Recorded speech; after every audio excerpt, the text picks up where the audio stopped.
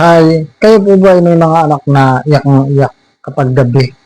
Ito po ay mula sa 1 month hanggang 9 months na sanggol. Ito po yung tips tutorial ko ngayon. Yan po yung step by step na tatalakayin natin ngayon. I'm Will TV. Gumagawa nga po ako ng tips tutorial tungkol sa iba't ibang uri ng natural halamang gamot. Kung bago lang po kayo dito sa channel ko, pwede bang pakihingi ng kaunting tulong, paki-subscribe po and paki-likes po. Kung gusto po ninyo itong ginagawa ko, paki-share na rin po sa friends and family at sa mga relatives ninyo.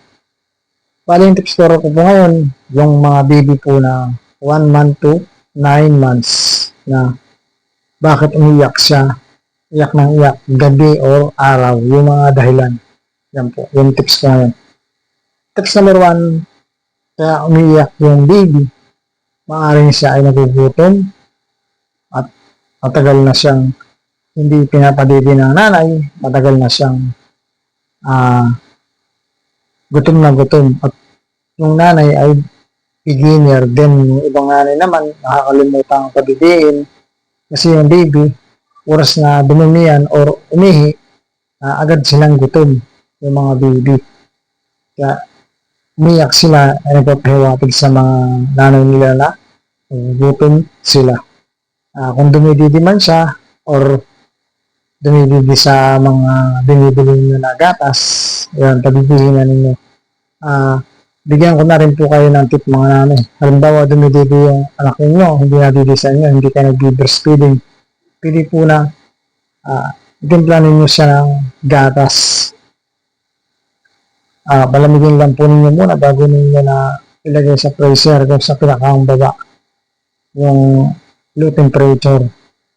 Kung alam mo na mga 1 hour, magigising na siya, meron siyang reserva din sa ibaba or nasa nakabukod. O kung wala kayong freezer, pwede naman na itimpla ninyo na nakaprepare na siya. Kalahati ko, 1 oras lang yung prepare ninyo kasi yung mga papanis yung gatas. Kung nag-prepare kayo ng 4 8 hours, hindi yung mapanis. At yung hangganan kasi ng gatas na ganyan, 4 hours. Pag lumampas pa, panis na. Yan po yung tips number 1. Tips number 2, kaya umiyak yung baby, maaari siyang may dumi, maaari siyang umihi sa diaper niya. Or matagal na siyang umihi, tapos kating-kating na yung singit niya. Kasi pag umihi yung mga baby or dumi-dumi yung mga baby kasi na yung dumi nila ay yung sobrang lapot, yung tinatawag sa Tagalog na bulos.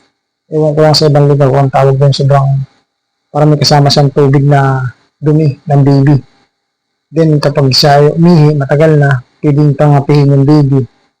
Tapos medyo mainit-init yan kapag yung ihi kasi acid yan, mag-iiyak na mag-iiyak yan hanggat hindi mo pinapalitan. Kasi may mga baby na ayaw ng basa, may mga baby na ayaw may dumi or tae sa diaper nila. Yan yung tips number 2, kaya umiyak ng baby.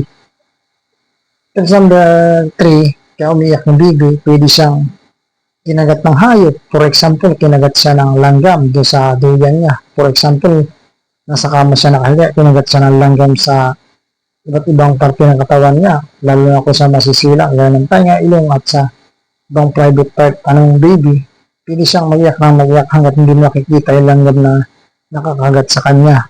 Or ipis, kinagat siya ng ipis, or kinagat ng taga, kung mabilis sa kapaligiran ng baby.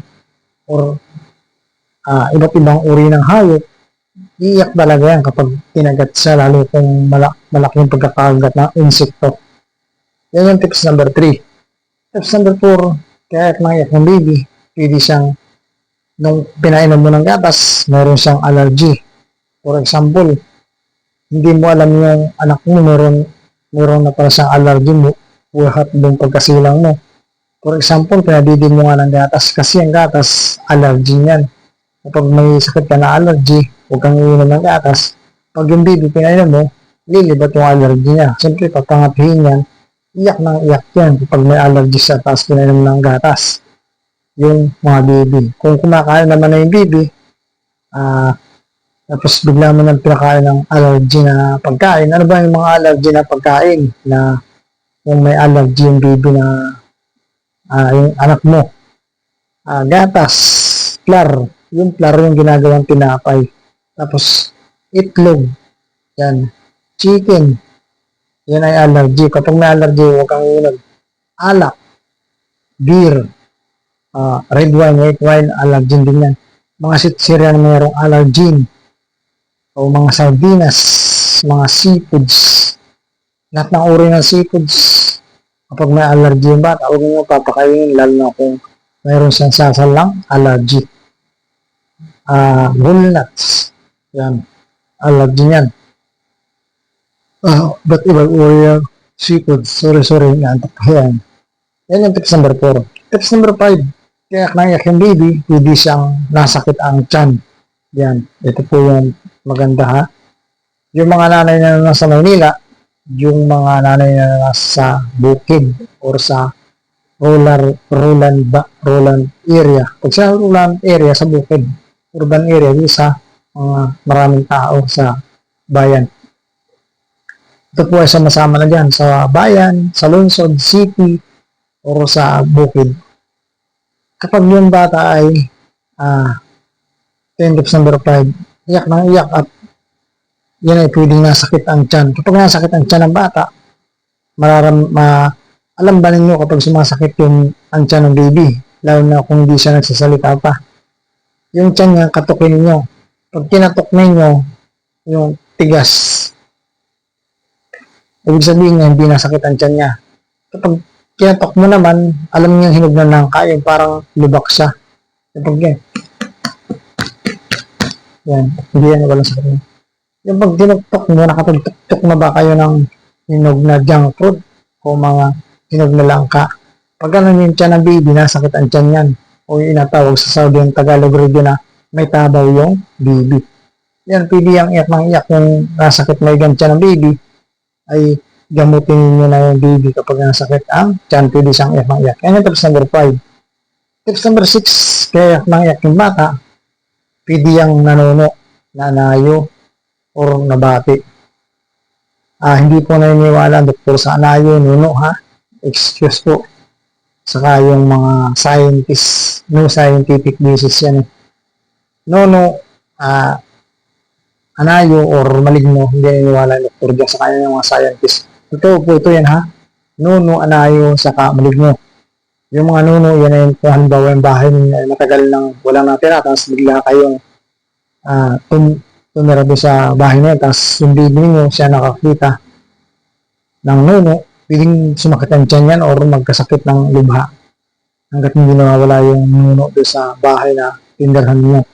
Pwedeng yung baby na dinaan mo sa ilog o sa sapa, mga alas 6 ng hapon o higit pa, pwede yan mabati o manuno ng mga lamang lupa na nakatira sa ilalim ng lupa na siya lang nakakita yung baby. Kaya yan ay sumasakit ang tiyan at iyak na iyak kapag gabi. Pwedeng mga duwende, white lady, aswang, itang baby, ay iyak yan. Ang dahilan ng pag-iyak ng baby, yan yung tips number 6. Tips number 7, kaya iyak na iyak ng baby, pwedeng siya ay nausog. Alam niyo nausog, nabalis. Kapag nagsabi na usog, nabalis, for example, may dumaan sa inyo na matanda, na parang ermitan nyo, tapos ang baho niya, tapos binati yung anak mo. Ay, ang ganda ng baby. Tapos, kilos ng ilong mo. Ang puti ng ngipin mo, mahaba ang buhok mo, ang ganda mo, ang sexy mo. Tapos pag alis nun, siya lang yung tao na pumunta sa inyo, bigla na lang sumakit yung tiyan ng baby, na alaga mo o yung anak mo. Ang gawin mo, pag malapit ang bahay ng bumati sa kanya, palawayan mo sa tiyan. Kung hindi na mawalawayan sa tiyan yung baby, dito na lang pa-cross sa kamay para kontra. Para yung baby, matanggal yung sakit ng tiyan niya. Yan yung tips number 7. Tips number 8, kaya umiyak yung baby para pwede siyang may kumbulusyon. Alam niyo kapag may kumbulusyon baby, tumatarak yung mata niya tapos sumasakit maigang tiyan.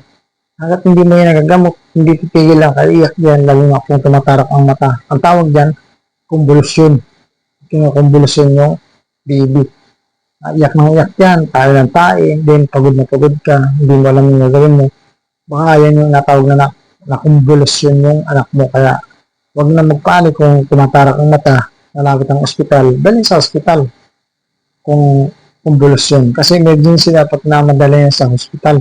Yung iba ng unang panahon, hindi na pumunta sa ospital sa mga albularyo na o ayos na. Pero ngayon, may mga doktor naman po tayo. Yan.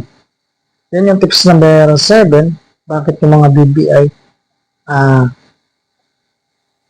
anong tawag dito, yung iyak ng iyak, tapos sumasakit yung tiyan, sa gabi, iyak ng iyak pa rin siya kahit maayos ang tulog niya, yung kain niya. Ganyan, pwede siyang etc. Sa mga sinabi ko. Sa nagsasabi ng video na ito, pwede bang pakihingi ng kaunting tulong kung hindi ka pa po nakaka-subscribe sa channel ko. Pwede po bang paki-subscribe? Paki-likes po, nasimbolo pong ganyan. Huwag na rin mong kalimutang i-share sa friends and family kung mahilig po kayo dito sa ginagawa ko ng tutorial ang pag-work sa iba't ibang uri natural na halamang gamot at iba pa. Okay? Maraming salamat po. Thank you for watching. I'm Will TV. Bye-bye!